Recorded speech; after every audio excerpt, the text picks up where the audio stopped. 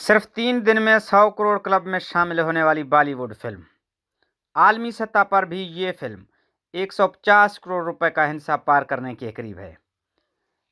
इस फिल्म का नाम जानने के लिए और इस तफसील को पूरा जानने के लिए इस वीडियो को आखिर तक देखिएगा और हमारे इस अकाउंट को सब्सक्राइब कीजिएगा। विकी कौशल और अक्षय खन्ना की अदाकारी से मुज़य्यन फिल्म छावा ने रिलीज के सिर्फ 3 दिनों में बॉक्स ऑफिस पर 100 करोड़ रुपए का कारोबार करके 2025 की सबसे ज़्यादा कमाई करने वाली फिल्म बनने का एजाज़ हासिल किया है।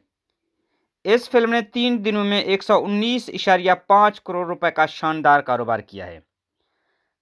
छावा की कहानी छत्रपति संभाजी और मुगल बादशाह औरंगजेब के दरमियान तारीखी जंग पर मबनी है, जिसमें विकी कौशल ने छत्रपति संभाजी का किरदार अदा किया है, जबकि अक्षय खन्ना ने औरंगजेब का किरदार निभाया है। लक्ष्मण अतिकर की हिदायतकारी में बनी इस फिल्म ने एडवांस बुकिंग में बेहतरीन कारोबार किया और रिलीज के पहले दिन 33.10 करोड़ रुपए का रिकॉर्ड बिजनेस किया था। फिल्म ने जुम्मा को 31 करोड़, शनिचर को 35 करोड़ और इतवार को 48.5 करोड़ रुपए का कारोबार किया। इस तरह 3 दिनों में फिल्म की मजमूई कारोबार 119.5 करोड़ रुपए तक जा पहुंचा।